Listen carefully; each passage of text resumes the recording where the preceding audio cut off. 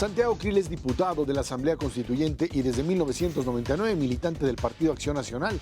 Fue consejero ciudadano del Instituto Federal Electoral, diputado federal y secretario de Gobernación durante la administración del presidente Vicente Fox. Fue precandidato presidencial de su partido para las elecciones de 2006 y al no lograr la candidatura fue designado senador y fue también presidente de ese órgano legislativo. En 2002 fue candidato a jefe de gobierno del Distrito Federal. Participó en el Grupo San Ángel, formado en 1994 por intelectuales, líderes sociales, legisladores y ciudadanos apartidistas, por lo que buscaba ofrecer propuestas para un avance en el camino hacia la democracia. Santiago Krill, gracias por estar aquí con nosotros en línea directa. Gracias a ti por la invitación. Al contrario, Santiago, la familia Krill es familia de abolengo, decían, de las épocas del porfiriato, familia de abogados. ¿Cómo defines a la propia familia Krill y tu inserción en esta familia y tu ascenso, digamos, en el marco de lo político? Bueno, mira, mi familia ha estado en el servicio público desde hace mucho tiempo. Mi tatarabuelo llegó a México con un nombramiento del presidente Lincoln, era embajador, y le gustó mucho México, y aquí se quedó. Estoy hablando a mediados del 1800. Y se casó con una mujer de Chihuahua,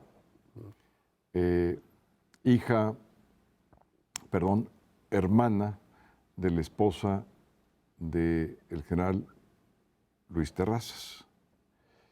Y sus hijos se casaron, o sea, entre primos hermanos. Ajá. O sea, si me ves algo de elocuente, ya sabes por dónde viene. Así es. Y entonces, pues, mi familia es norteña, Chihuahua. Mis dos tatarabuelos, uno, Rubén Krill, procedente de los Estados Unidos, llega con cargo de embajador a México. Y el otro, pues, ni más ni menos que el general Luis Terrazas, el que bate a los franceses en el norte, cuando Juárez se va y se refugia en Chihuahua, y después en Paso del Norte, que finalmente por eso se llama hoy en día Ciudad Juárez, ¿no? Claro. Pues de ahí viene mi familia, uno general, otro diplomático, el hijo de Rubén fue secretario de Relaciones Exteriores en época del general Díaz, embajador en Washington, o sea que padre e hijo fueron diplomáticos. Y bueno, pues ese es parte de la familia. Hay otro personaje por ahí que es Michosno, es decir, el papá de mis tatarabuelos, que es Carlos María de Bustamante, que es un historiador, un personaje muy propio del siglo XIX. Fue secretario de Morelos en la época de la independencia, redactor de Apatzingán, gobernador de Oaxaca, constituyente 24. No, si te sigues para atrás vamos a llegar a Morelos, pero bueno. Entonces, sí hay una conciencia en la familia de amor muy profundo a México, de un respeto y un privilegio ser servidor público, un empalme con nuestra historia, con lo que somos, nuestras raíces. Entonces, esa parte, desde chico, pues he oído todas las historias, desde cuando los apaches llegaban a robarse a la gente allá en Chihuahua, pasando por la época difícil de la revolución para la familia, la época postrevolucionaria, y todas las historias del pasado y el siglo XIX que me las platicaba mi abuela, o que he leído en la historia. Santiago, esto te lleva finalmente a la abogacía, por supuesto, y a la militancia política en lo que fue esta idea de que había que cambiar este país, cuando la transición democrática obligaba a presionar desde la sociedad a un gobierno monolítico y fuimos parte de Grupo San Ángel, de toda una serie de miembros de le llamaban intelectualidad mexicana, que decide que es el momento de impulsar esto. Era difícil, de alguna forma, romper este tipo de inercias. Estamos hablando de los años 80. ochentas, empiezo yo en un ejercicio ciudadano por observar elecciones. Entonces nos damos a la tarea, primero 2 o 3, después 4 o 5, y así fuimos creando un grupo de observación electoral. Íbamos de elección en los años 80. Me tocó 85 Durango, 86 Chihuahua, donde fue el fraude patriótico del PRI, en donde después se conjuga la huelga de hambre de Luis H. Álvarez, la convergencia ya de la intelectualidad de izquierda y de centro apoyando el movimiento en Chihuahua. Estuve yo en la observación de la elección de 1988, donde el sistema se cayó de caerse y se cayó de callarse. Me tocó toda la época del navismo en San Luis Potosí, del doctor Nava, que fue también un movimiento ciudadano muy importante para el proceso democrático del país. Fox, en Guanajuato, también en aquella época, más o menos, en la época de los 90s. Después los ejercicios democráticos que inician con el plebiscito de la Ciudad de México en 1993, hace más de 2 décadas, en donde pedíamos ya poder elegir a nuestro jefe de gobierno, tener un Congreso. Y luego los ejercicios relativos en la época de Salinas, Grupo San Ángel, que fue también un ejercicio de convergencia, los 10 puntos por la democracia, el ejercicio del seminario del Castillo de Chapultepec, sin duda el más importante que he participado, porque de ahí sale la reforma política de 1996. Ese ejercicio lo convocamos con José Agustín Ortiz Pinchetti, participaron gente como Porfirio Muñoz Ledo, Santiago Oñate del PRI, Carlos Castillo Peraza del PAN, Alonso Lujambio, Juan Molinar, José Woldenberg, José Antonio Crespo. Pues ahí estaba toda la intelectualidad, Federico Reyes Heroles, Miguel Bazáñez, Lorenzo Meyer. En fin, en este seminario conjugamos todas las ideas que habíamos ido adquiriendo en nuestra experiencia de observadores y lo tradujimos en la reforma política del 96. Y seguimos, después me tocó en 97 el pacto de Sopo, cuando la oposición toma ya el control de la Cámara de Diputados. Ese pacto lo hicimos con Porfirio Muñoz Ledo, PRD, PAN, en donde por vez primera la oposición tiene el control de la Cámara de Diputados. Me nombraron vicepresidente en aquel entonces y luego presidí la Comisión de Gobernación y Puntos. Entonces sí me ha tocado ser parte, tengo el enorme privilegio de ser parte en el proceso de democratización del país. Estamos platicando con Santiago Krill aquí en Línea Directa.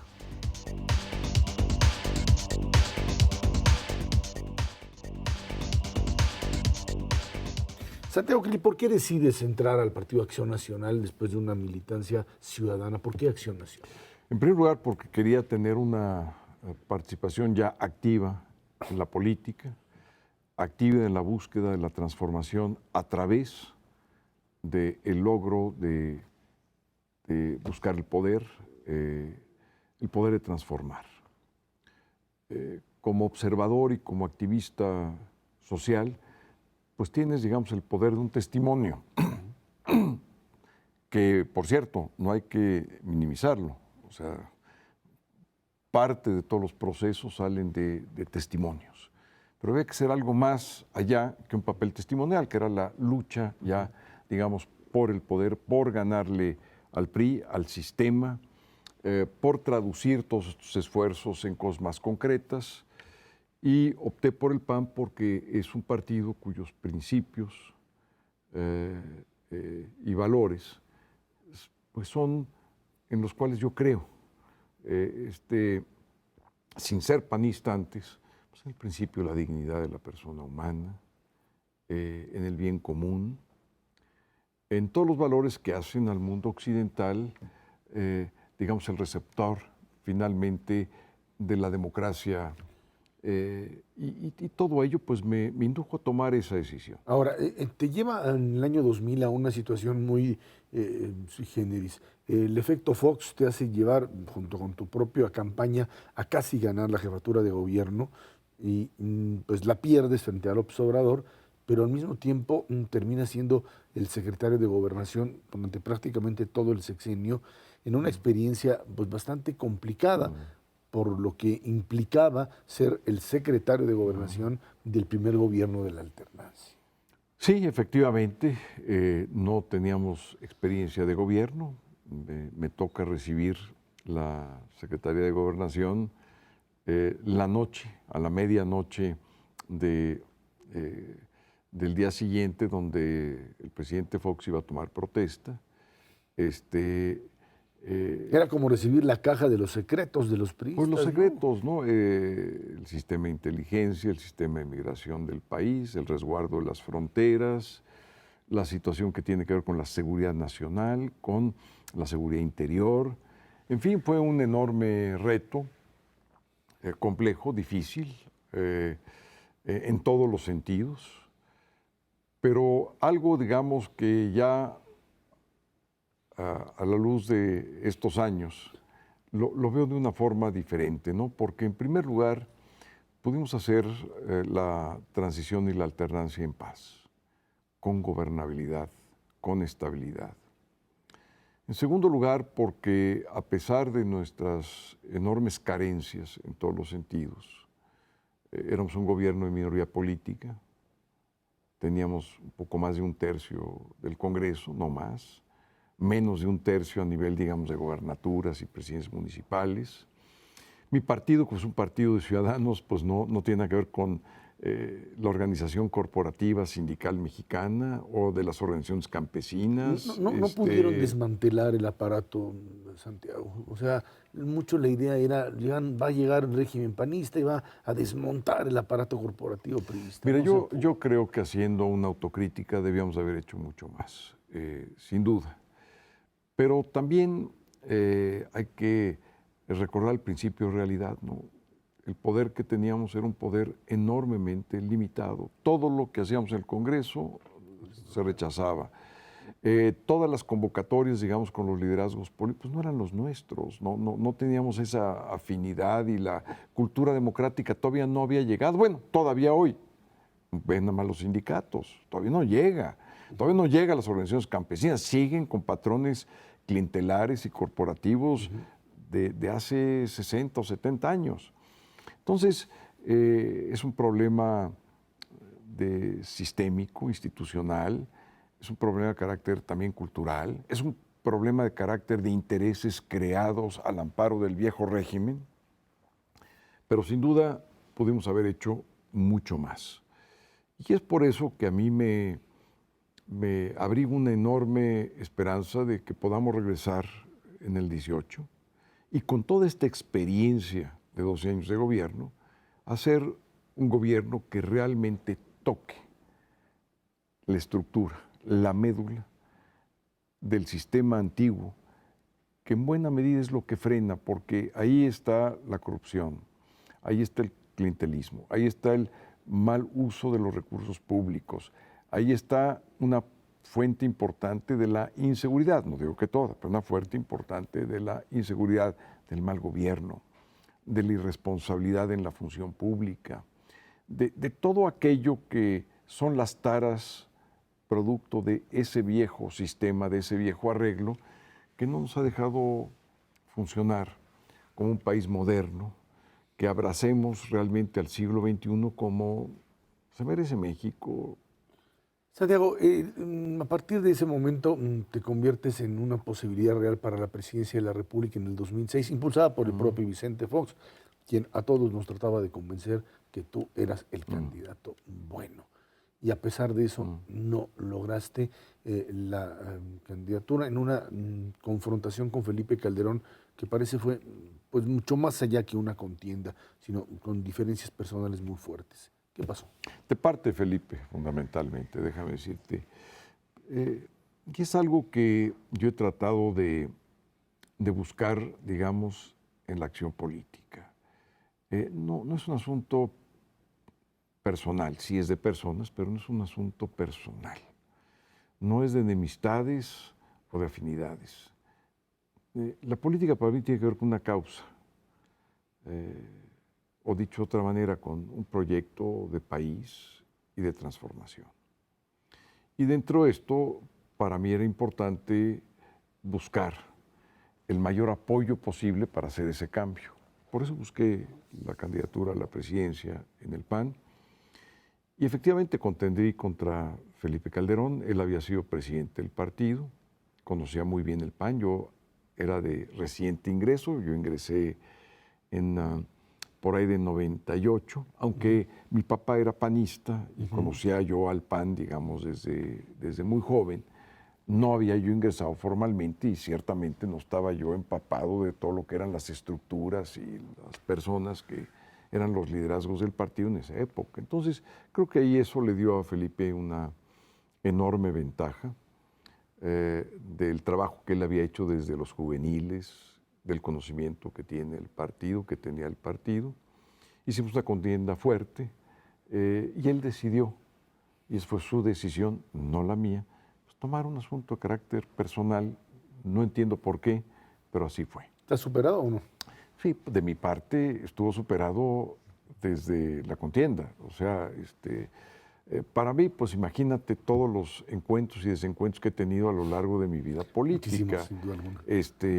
Pero eso no es lo importante, porque además, lo importante es lo que has hecho en política. ¿Cuáles son, digamos, al final del día hay una balanza de activos y pasivos, como la hay en la vida, ¿no? Y mientras que yo veo esa balanza más positivamente, pues yo digo que es lo mejor. Ahorita lo platicamos. Vámonos a una pausa. Este es Santiago Krill, aquí, en Línea Directa.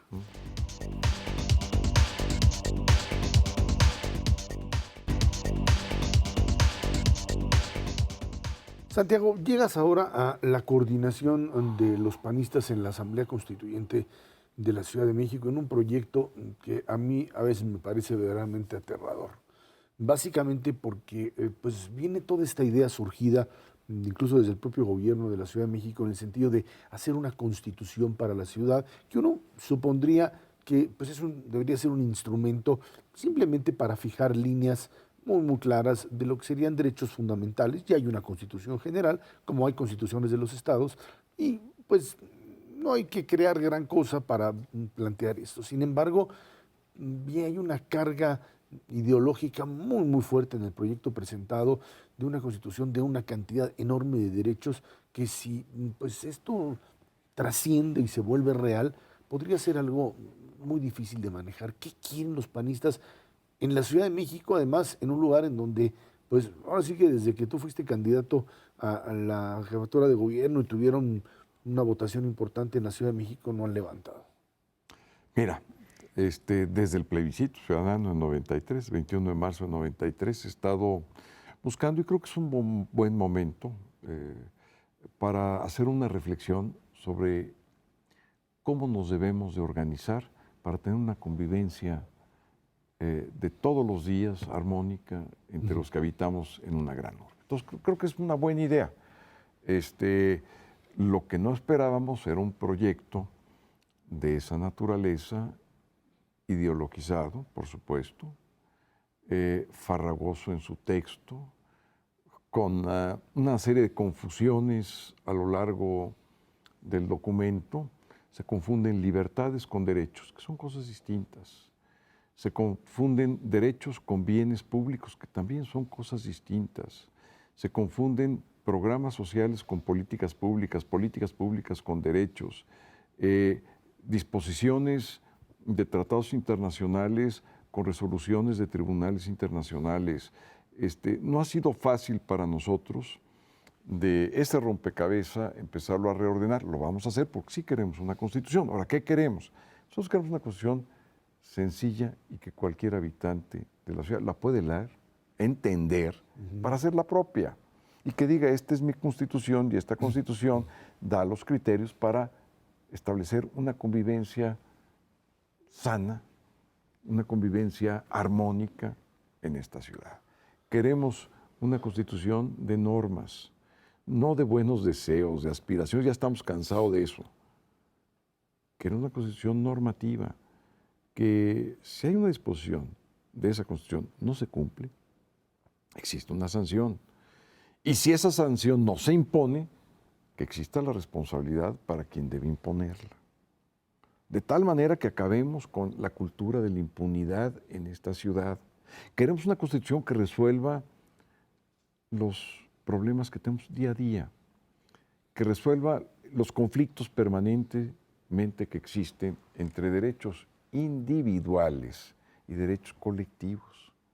De eso se trata. ¿Cómo cuáles? Bueno, pues bloqueos y manifestaciones y libre tránsito. Yo tengo la libertad de transitar por donde yo quiera en la ciudad. Es mi libertad y mi derecho. Los otros tienen su libertad de expresión convertida en un derecho de manifestarse. ¿Qué derecho vale más? ¿El colectivo o el individual? ¿En qué circunstancias sí? ¿En qué circunstancias? Las decisiones fundamentales son para resolver esos conflictos. Segundo conflicto de derechos, contaminación. Hay una fábrica que contamina en contra de los derechos colectivos de respirar un aire sano, ¿no? ¿Cómo se va a reordenar? ¿Cuáles son los criterios para establecer qué derecho vale y cómo?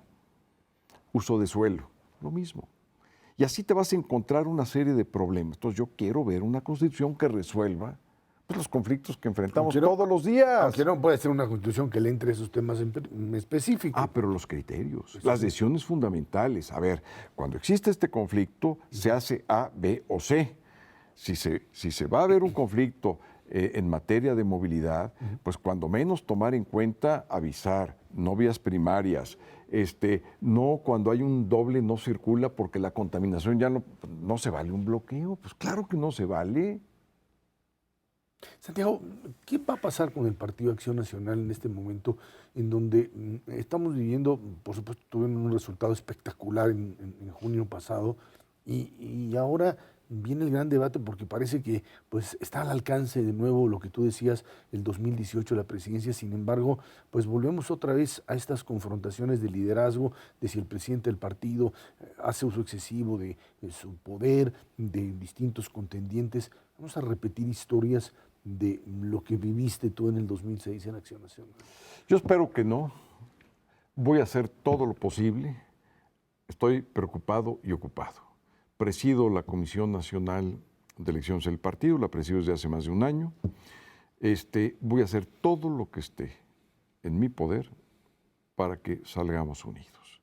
Es una oportunidad de oro y esto, otra vez, no es algo personal. Tenemos que buscar subordinar los intereses personales que pueden ser legítimos o no.